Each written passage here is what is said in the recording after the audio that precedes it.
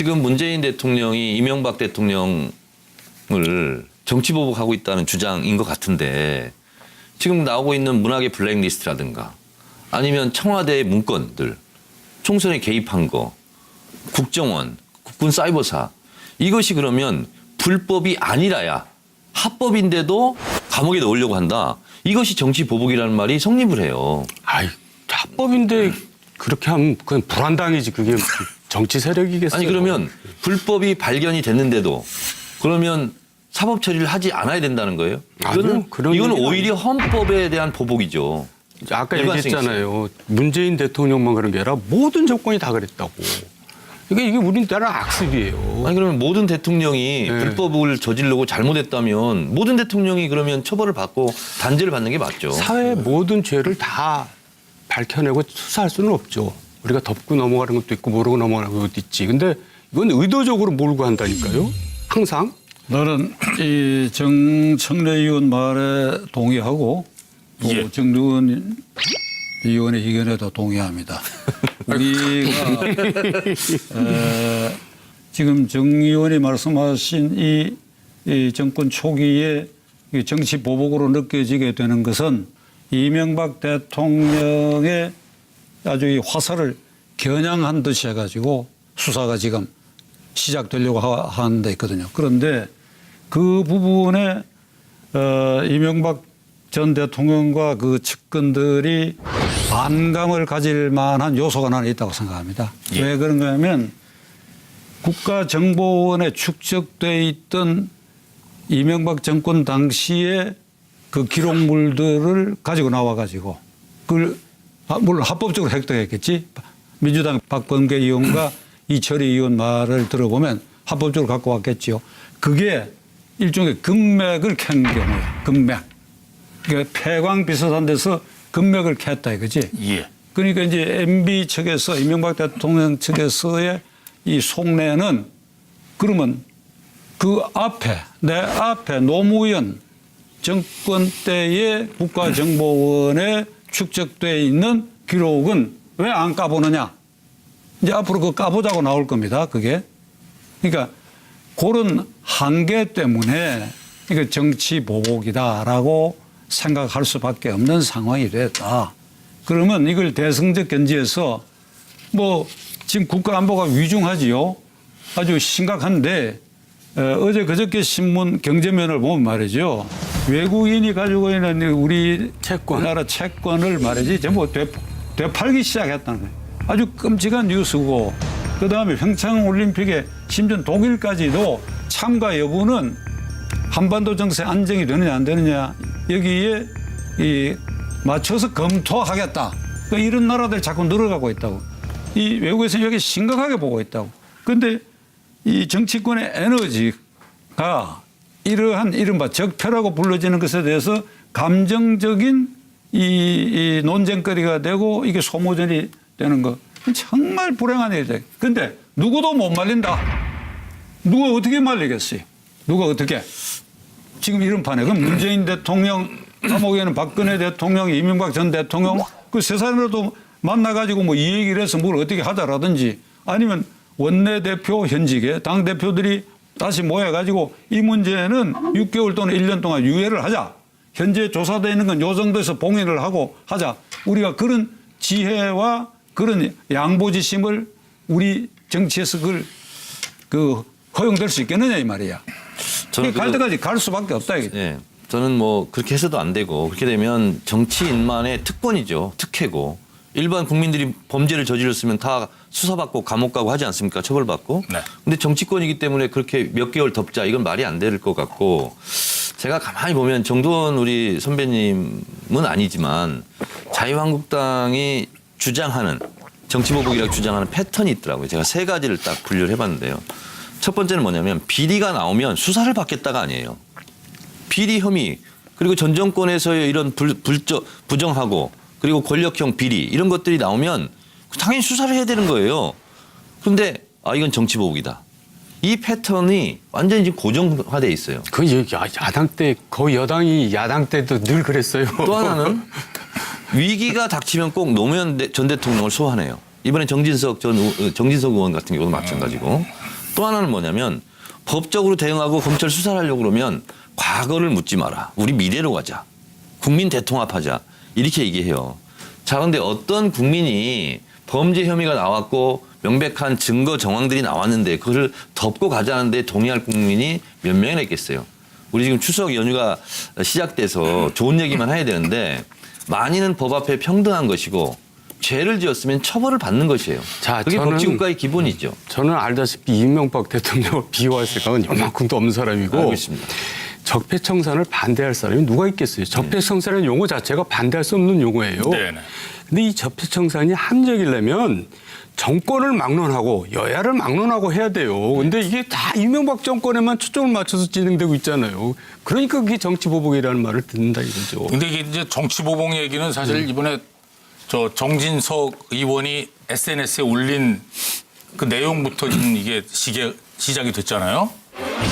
정진석 자유한국당 의원의 SNS 글로 정치권은 그야말로 난리가 났습니다.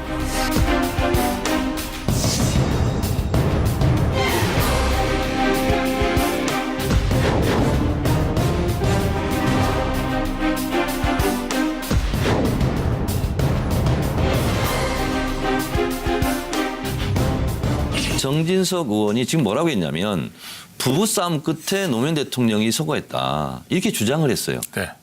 이화여대 조기숙 교수가 그 권양숙 여사라든가 이런 분들을 다 이렇게 얘기를 듣고 페이스북에 글을 썼습니다.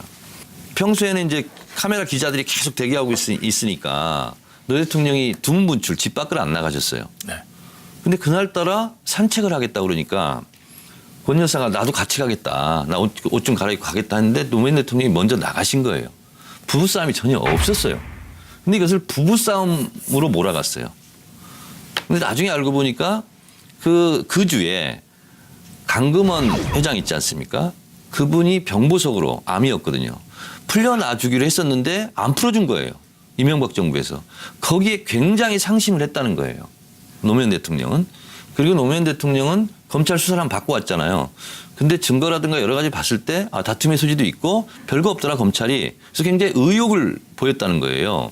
그래서 그런 부분이 사실은 노무현 대통령 서거와 연관이 있지 부부싸움하고는 전혀 관계가 없는데 정진석 의원이 이렇게 얘기한 거예요. 그래서 결국은 이제 고소를 당했죠. 노건호 씨가 직접 고소를 하고 이렇게 했었는데 저는 이런 부분은 벌을 받아야죠. 죄를 지었으면 수사를 받고. 정진석 의원의 말은 그거는 표현도 그렇고 적절치 않았어요. 그런데 그 뒤에 자유한국당이 무슨 문제를 제기했느냐. 노무현 대통령은 저는 개인적으로 뭐 나와가지고 절친한 후배고 또 육촌 사동간이고 예. 부산서 변호사도 같이 했고 예. 또 민주당도 같은 동료였고 그러나 그가 대통령 되고 할 때 내가 지지는 안 했어요. 그러니까 그런 애정이 있고 이왕 대통령 된 네가 어떻게 스스로 목숨을 끊는 이런 비극을 연출했느냐 하는 걸 생각하면 정말 가슴이 아파요. 그런데 박연차 게이트에 연루돼 가지고 그 측근 참모들 친인척 그리고 본인까지 조사받는 사태가 없었다 그러면 스스로 목숨 안 끊었을 거 아니야 이거야. 그러니까 자유한국당은 거의 당론 비슷하게 그 주변에 박연차 씨로부터 받은 외화 640만 불 그 부분 노무현 대통령이 스스로 목숨을 끊었으니까 조사 다 해놔놓고 누군가에게 책임 물을 자료가 있는데 그걸 덮었으니까 그거 까보자 지금 이렇게 얘기하고 있는 거거든요. 그러니까 그거를 도외시하면 안 되죠. 예. 정진석 의원이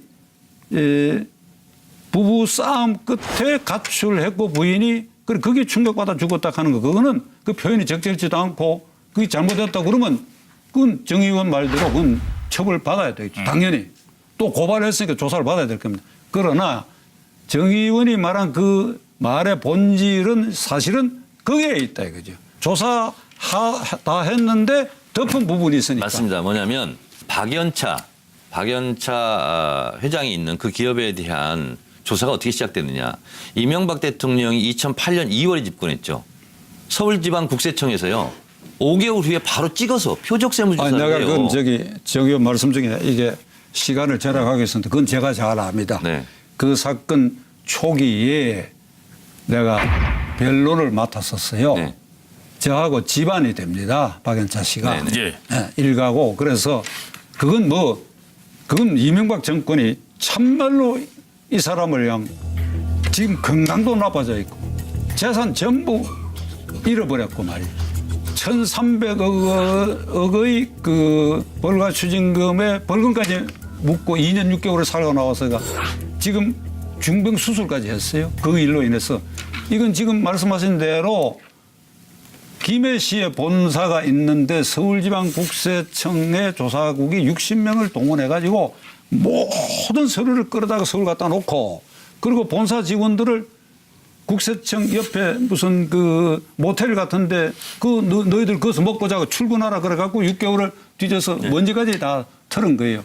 그건 왜 그러느냐. 한상률 국세청장이 노무현 정권 말기에 임명이 됐다고. 그러니까 새 정권 들어서 6개월인가 밖에 안 됐거든요. 이거 2년을 채워 먹기 위해서 이 노무현 정권의 아킬레스건이 뭔가를 찾다 보니까 박연차라는 사람을 찾아낸 거예요. 그런 게 정치 보복. 그러니까 이게 정치 보복이라니까요. 아주 참 나쁜 동기에서 출발해가지고 네. 엉뚱한 사람을 희생했어요. 그러나 그렇다고 해가지고 거기서 나온 증거를 가지고 수석 보좌관들도 구속되고 측근도 구속되고 했잖아요. 그 수사 진행 중에 그런 일이 생겼다 이거지. 그러니까 그것도 아까 정 의원이 말한 것처럼 합리적으로 증거 들라고 이랬으니까 어떻게 할 수 없는 거 아니에요, 그게? 네. 그러다 그러면 사법 처리를 정당하게 진행할 수밖에 그러니까 없다. 지금 제가 정리 한번 해볼까요? 자유한국당에서 지금 그 뇌물건을 다시 수사하자고 좀 얘기를 하는 거 아니에요? 제가 이제 얘기가 좀 번지는 것 같아서 정리를 좀 네네. 해볼게요. 예, 좀 해주십시오. 그 한상률이라는 분이 이제 이명박 대통령을 설득을 한 겁니다.